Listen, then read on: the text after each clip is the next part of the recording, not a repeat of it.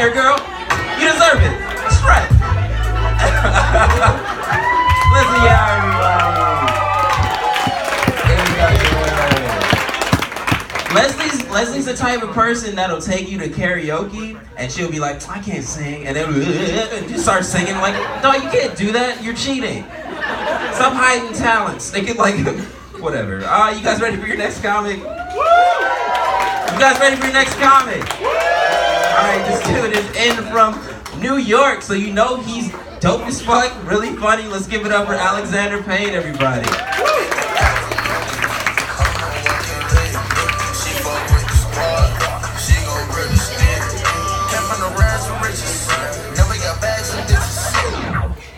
Yeah, I'm in from New York. You know what I like about LA? Everyone in LA knows that I'm a black man. That's beautiful. Because everyone in New York thinks I'm some sort of Spanish lesbian. So now that I'm here, it's either I get that or French Montana. What's his name? French Montana? That nigga. Everywhere I go. It's nice.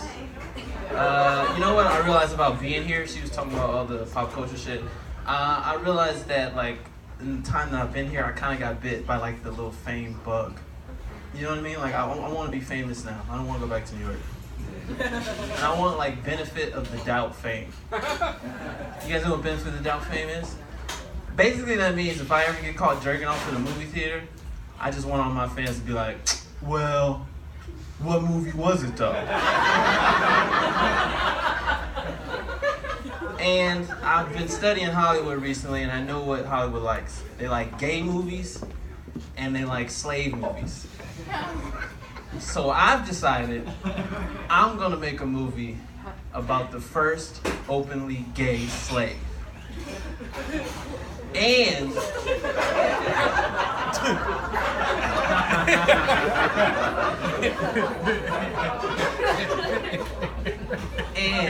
he's gonna fall in love with his slave master. And I'm gonna play both parts. The title of my film will be called Uncle Tom's Closet. That's right. I think I'll have DMX do the score. What y'all niggas want? Freedom! That's it. I went to go see Crazy Rich Asians today. I'm not sure if this is gonna work. It's about to get really racial pretty soon. But I went to go see Crazy Rich Asians, and I have a lot of friends that work in show business, and they're much more famous than me. They're like big actors and stuff like that. And sometimes they'll take me to these parties with famous people, but I'm not famous.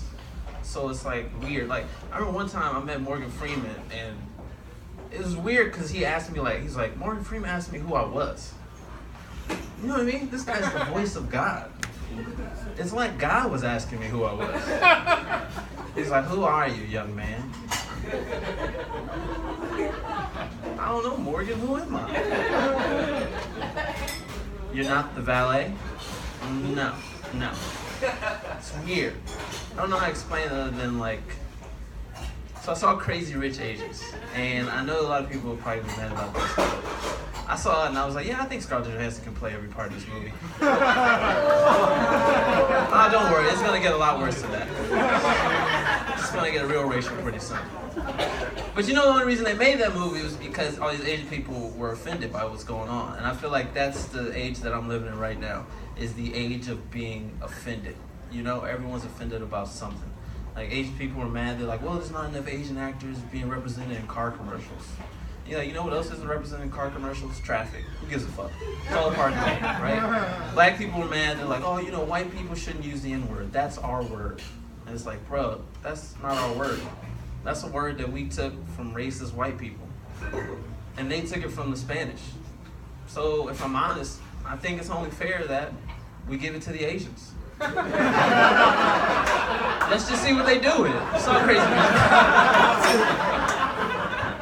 You know what's crazy? Sometimes I say shit that's fucked up here in LA because I know you guys don't even mean what you feel. It's weird.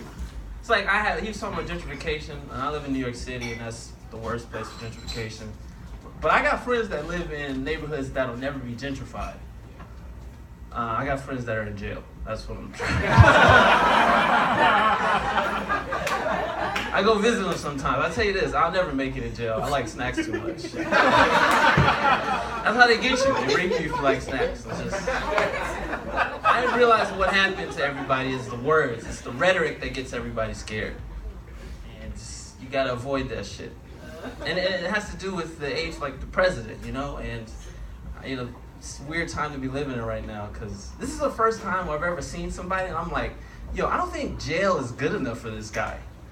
You know what I mean? I feel like we have to shoot this nigga in outer space. It's like a Superman villain, you know? And everyone's so focused on the words that they're not really paying attention to what can happen. Like, Trump's president, but, you know, something good could come out of this. You know what I mean? Like, how did we get Barack Obama, right? We had George Bush. He was the first retarded president ever. Just saying. Now we've got numero dos.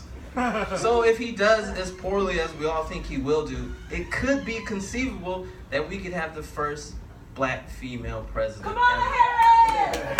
Just saying. Obviously, we already know Oprah's not going to run because she's not taking that pay cut. She's not. But you know, you have Condoleezza Rice run. You know, she can run. Michelle Obama. Michelle, there you go. And you got celebrities now. You know, Serena. She could run. Beyonce could run. Queen Latifah. That black lady from Scandal. Oh, yeah. You know who won the first black female presidency? Tyler Perry. White people love him, black women love him. That's enough. It's a very strange time. You know, I came back here, visit a lot of my friends, Mexicans and stuff, and they're going through a real rough time right now. That's probably the worst thing that I'm seeing. You know, and I don't understand the words that they use to describe them. They say like Mexicans are lazy and they're thieves and they're rapists. And I don't know about you, bro, but I've never heard of any lazy rapists. There's no such thing.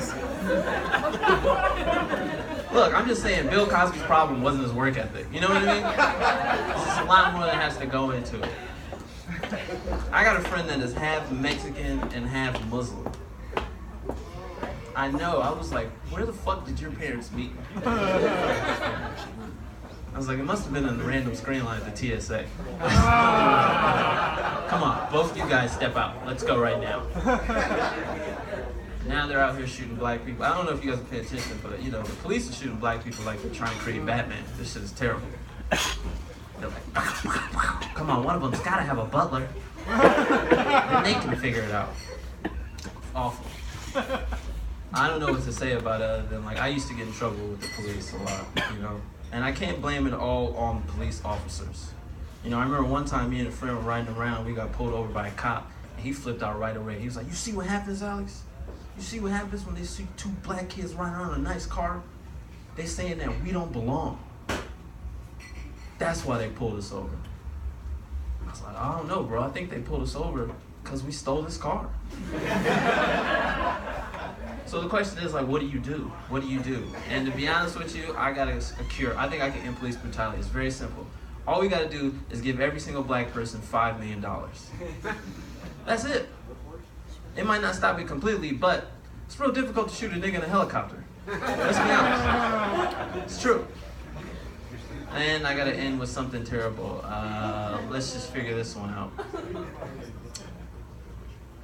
I shouldn't talk about Kaepernick because I don't have enough time to do it, but I will say this. I do different types of shows. Sometimes you do shows in New York for like LGBTQ and all that stuff. And you want to have like a dialogue between them. And the one thing I realized about doing shows for trans people, because I feel like they're the new like minority, I realized that people only ever get upset whenever a man wants to become a woman.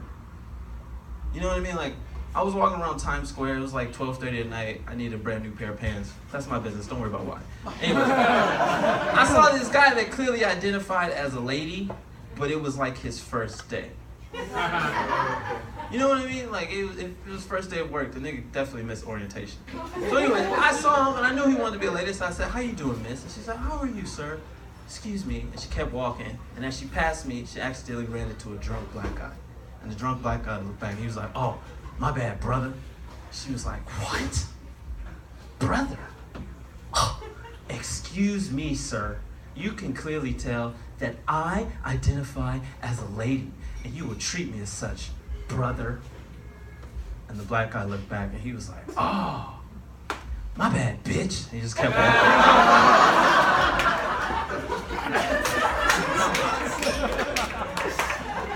Now look, I told this joke on stage at a trans event, all right? Now,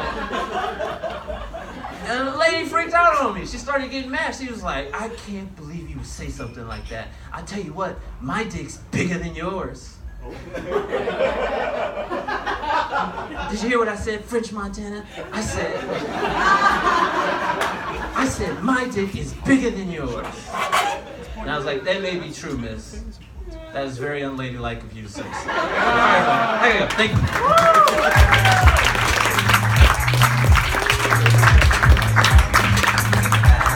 Alexander Bain, everybody, give it up.